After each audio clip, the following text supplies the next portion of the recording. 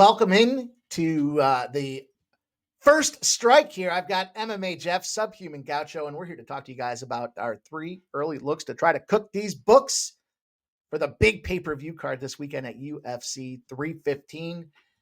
We got a little Bilal Muhammad, Della Maddalena, and we got some baggers here lined up. I was talking with Jeff and Subhuman Gaucho backstage about these tricky cards, but I think we found some ways to wrangle the books. Jeff, how you feeling? Yeah, this is a little bit of a tricky card. I'm feeling good about it.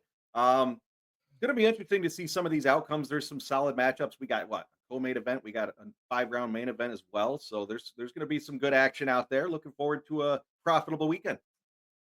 Subhuman Gaucho, speaking of profitable weekends, man, last weekend was one for the ages. Do you have it in you again? Can we fire off a big winner this weekend? How you feeling? Yeah, let's hope so. Last weekend was a great weekend. This is a tricky card, kind of following up on Jeff there. It does feel like there's some landmines, but I also think there's some good spots. I got a few bets so far, and still got some homework to do tomorrow, so I'm sure I'll have some more stuff up soon, and hopefully we have a repeat.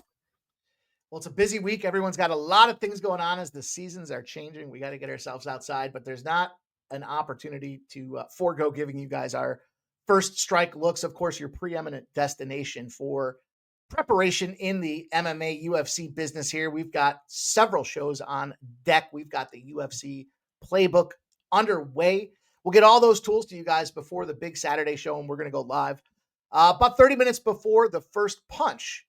But First Strike is here to talk to you guys about these 3 early looks. We're going to start with MMA Jeff, and he's got a Zahabi Aldo breakdown for us. Looking forward to hearing how Jeff's getting paid. The floor is yours, Jeff. Yeah, this should be a pretty solid fight. It's another even one on paper. I don't know why I tend to lean towards these ones. And again, we had mentioned it's a bit of a tricky card to find a best bet this early in the week without seeing the weigh-ins. But you got Zahabi, who's 12-2. He's on a 5-fight win streak. Pretty solid. He's been knocking dudes out. He's been getting some decision wins. He's doing it all out there. He's going to be in front of his hometown fans, not only Canadian fans, but he's from Montreal. He lives in Montreal. So he's going to have the hardcore fans behind him. I don't know if it's going to move him to get to the spot where he's going to beat up Aldo. We shall see. Again, I said even on paper, both guys are, one's 37, 38. I think the other's, it's 37 or 38, 39. Both guys have some experience in the UFC as pro fighters. Zahabi, he can box. He's got some decent power. He also, he hasn't fought a whole lot of tough guys like Aldo. So I think this is going to be an interesting matchup for him. I think his path to victory is ultimately going to be controlling along the fence and being a slightly longer fighter. I think he's going to have a chance to do that. You know, you got Aldo on the other side of things. His last fight, he lost by split decision to Batista. Now, I personally think he won that fight. You could go either way. I tell you what, I went to the judges, and the judges went towards Batista's side of things. Personally, I thought Aldo won it, but he is 39 years old. He's 32-9 as a pro fighter. Think about that. 41 pro fights for this guy. And he's fought better opponents than Zahabi. You know, he tends to, again, allow his opponents to put him up against the fence, and that's how he tends to get the loss. So I'm thinking this is going to be about a game plan here. He's a solid all-around fighter. He can strike. He can mix in the leg kicks. He's got speed. He's got power. He'll throw some combos. He'll throw some 1-2s and some leg kicks or body kicks. I do like that about Aldo. As I mentioned, Zahabi's going to need a game plan for this one. He's going to need to be moving forward and pushing Aldo back up against the fence if he's got a path to victory. If that happens, it's going to be a boring decision. Won't be such a great fight. But I see Aldo being the aggressor in this one, controlling the center of the ring, moving forward, throwing better combos, more active combos, causing more damage. Ultimately, I think he's going to win the eye of the judges. So I'm going to roll with Aldo in this one by decision at -120. Now, I snagged that, today's Wednesday, so I grabbed that on Monday. I did see the line move to -125 on some books, so if you are going to tail that play, make sure you jump in soon because I see this one getting a lot more wide as we get through the week. But I'm excited to talk about Mike's fight here. He's got Radke versus Malat, another Canadian, and I believe he's from Quebec as well. So, Mike, how you getting paid? Thanks, Jeff. I'm really jacked up for this battle here. Chuck Buffalo Love the name. I heard my guy Subhuman talk about this guy several times. And yeah, Mike Malott proper, I guess. And, you look at this one on paper, a couple of things that you notice. Looks like there's a pretty significant size advantage here to the difference of 4 inches in height. I don't think it matches up that way. And the reach advantage, pretty comparable. You mentioned this guy's from Canada. He fights out of Team Alpha Male Niagara, top team on the mallet side of things. The MMA Masters for Chuck Buffalo.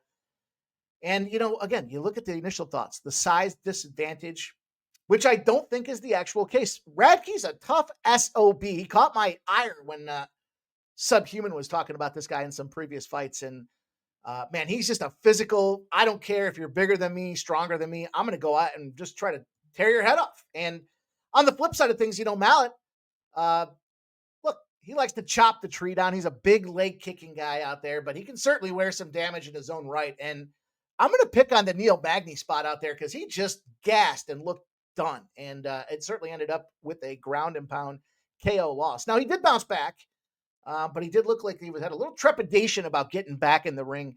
And I think that's going to be a challenge for this guy. On the flip side, you look at Chuck Buffalo and Prates. Yeah, he took the loss, but it was a bad game plan. Kind of came in there and you don't pressure. You let Prates come out there and make mistakes and you capitalize on those mistakes. I think that's the situation that we're going to find ourselves in here. We're going to see a spot where Mallet wants to come out there and stand and bang. And I think it's the counter shot that's going to put him on the mat. I do like this opportunity for Radke to come out there and knock this dude out.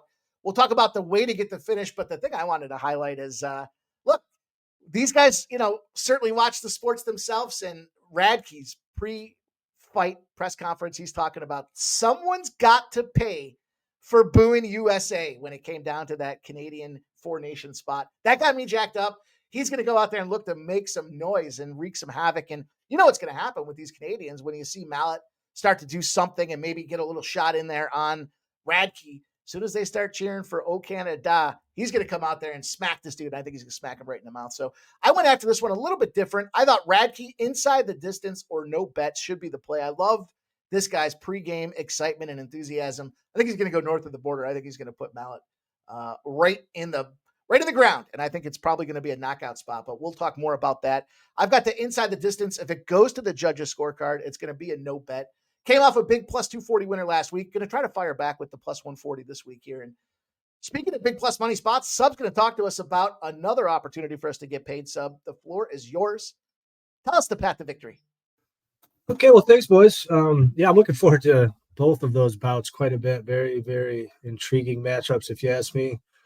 But as for me, back to the curtain jerker here. I haven't been involved in a curtain jerker in at least 3 cards. It might be 4 even at this point. And yeah, I always love finding value on these first cards or first bets of the card. So this matchup is a little bit intriguing to me. Bezcat Elmacon is, I think, still a little bit of an unknown. I've taped quite a bit of them, but I'm not 100% sure what to make of him. However, I do think he's coming in perhaps a little bit overrated in this bout here.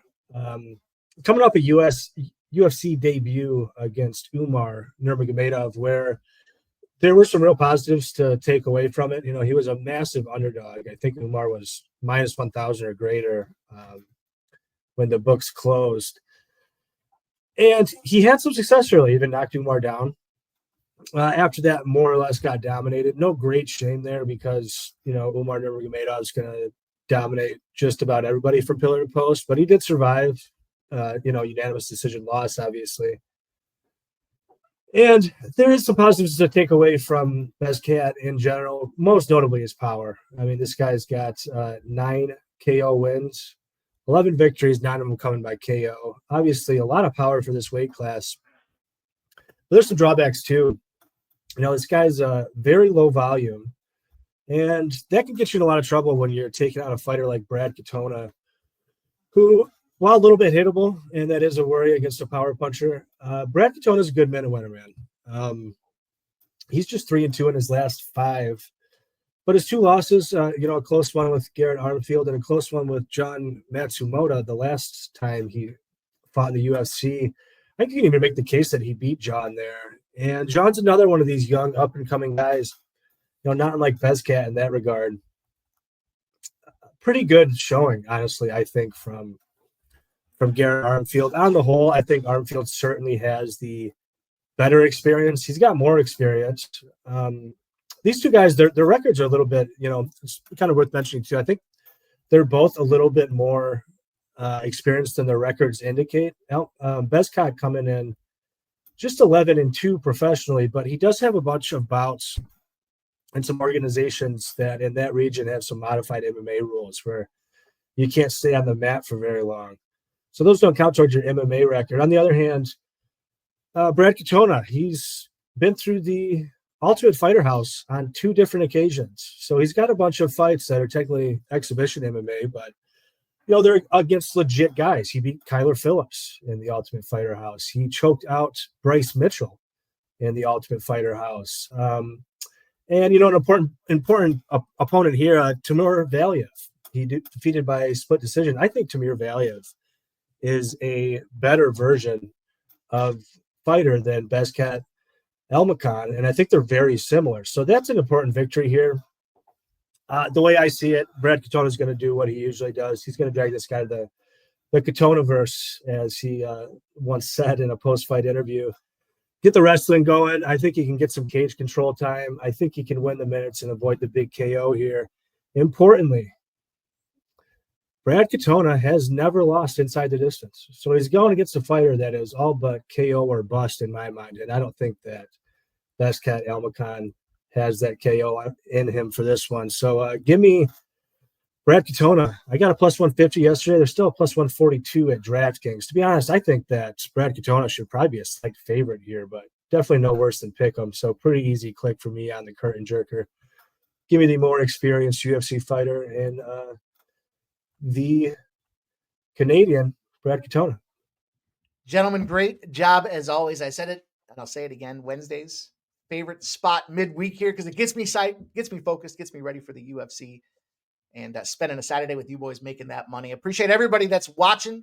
Make sure you smash that thumbs up. Leave a comment. We want to bust up this algorithm. It helps us a tremendous amount. Tell us if you're going to tail us. Tell us if you're going to fade us. Tell us if you have another fight that you want to highlight out there as your best bet, and we'll look forward to seeing you guys live on Saturday. Make sure you check out the UFC playbook over at the post on our YouTube page, and appreciate everybody for watching. On behalf of MMA Jeff, on behalf of Subhuman Gaucho, good luck, good fighting. We'll see you guys on Saturday. Have a great night.